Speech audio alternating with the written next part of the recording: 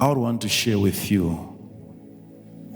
a little bit on boldness tonight. You need to be bold, you need to be courageous, and you need to be confident, because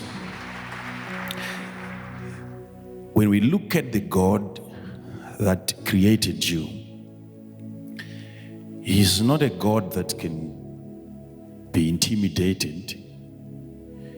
He's a powerful God. He's a confident God. And many times in the Bible, He talks about Himself.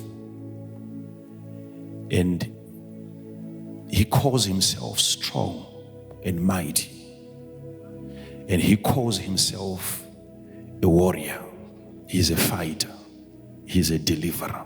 There is a reason why we have a conference like this, which is a revival of our spirits.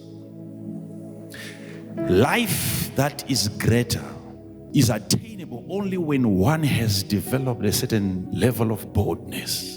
The life that we call greater life is there already, but it requires that you be bold and be strong and be courageous.